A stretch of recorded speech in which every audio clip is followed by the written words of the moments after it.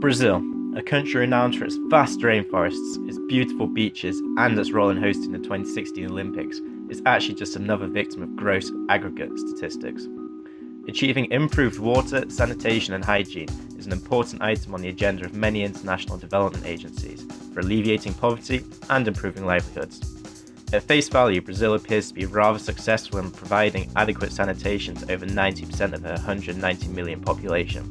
However, when scrutinizing these statistics with data collected by national agencies, we see that in reality only 48.6% of these people have their sewage disposed of properly, far from the 90% figure suggested by the WHO. So, where do the different statistics come from, and who is being excluded by such overgeneralizations?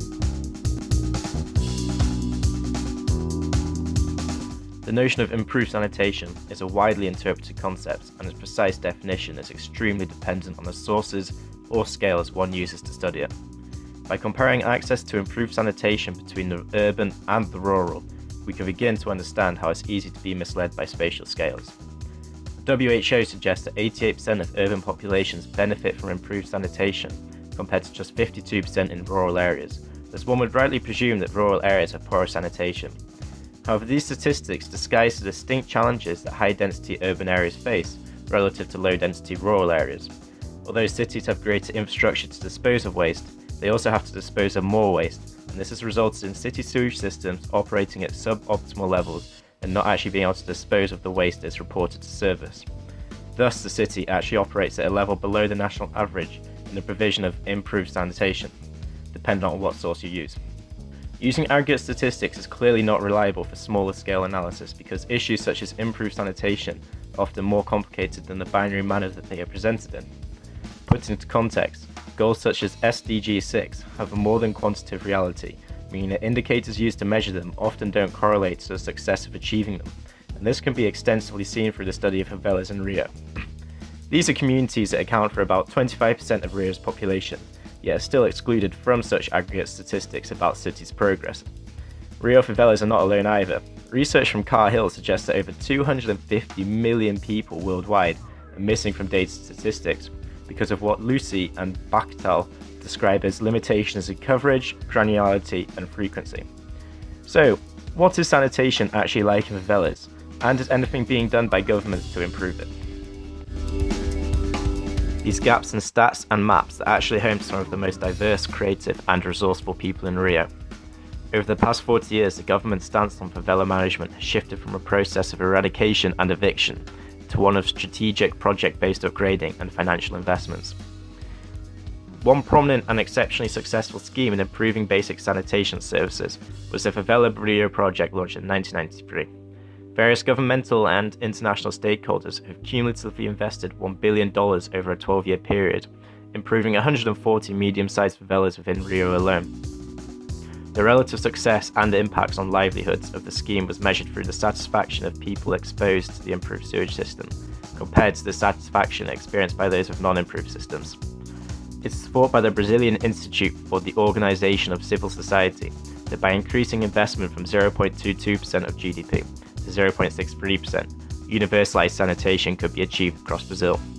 Access universally to improved sanitational facilities has scope to benefit both individual livelihoods and governmental policies, as exemplified by a recent report from the Brazilian National Health Foundation suggesting that for every R1 spent on sanitation, R4 will be saved on healthcare provisioning. But what role would providing improved sanitation have on the livelihoods of different stakeholders found within the favelas? Studies suggest that waterborne diseases arising from inadequate sanitation provisions have detrimental impacts on the ability of children to attain formal education.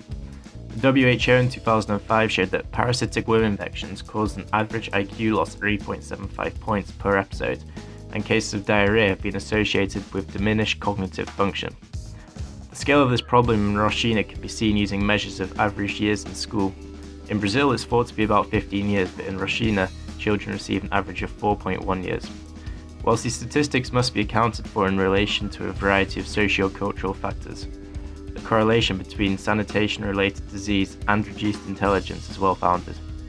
This can have huge sways on the livelihoods and futures of young people who don't complete formal education, as extensive research conducted by Dundee connects kids dropping out of school with gang involvement.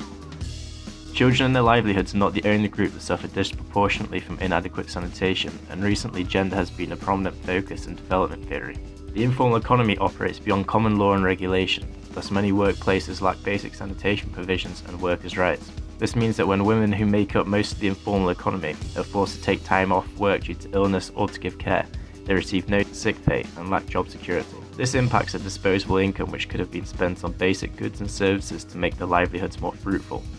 Schoolgirls suffer from similar issues that arise from lack of adequate sanitation provisions.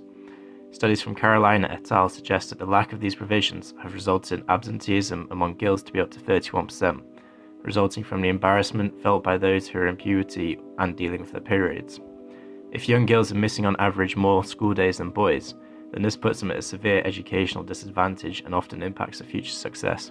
Access to a sanitation network presents a particular challenge compared to other basic amenities, as the infrastructure is significantly more complex and expensive to install. For this reason, access tends to favour the wealthier residents. In some areas, this equates to gang members, whereby gangs have the power to delegate who gets access to water and sanitation, and so can charge extortionate rates for a basic service. In an email I received from a contact in Rio, he talks about how these gangs often exploit their power relations to get people of the favelas either on their side, paying them, or working for them.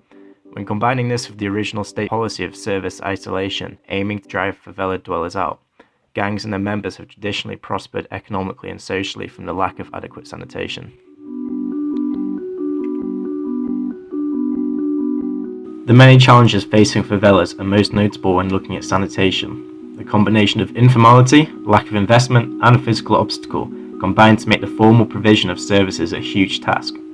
Whilst in the run-up to the Rio Olympics, international attention highlighted the exclusion of favelas and advocated change, continued governmental focus on hiding them will probably hinder future development of the WASH agenda in these areas. Until a formal approach of data collection and understanding is conducted in favelas, they will continue to be misunderstood or not represented in the world's eye. Favelas boast strong collective ties and harness a self-improving mentality, and new urbanist lessons can be learned from their makeshift development. However, we simply cannot understand the impacts of access to improved sanitation within favelas by using aggregate statistics alone, as the individual effects and experiences will vary greatly between different stakeholders in society, with some benefiting or suffering more than others.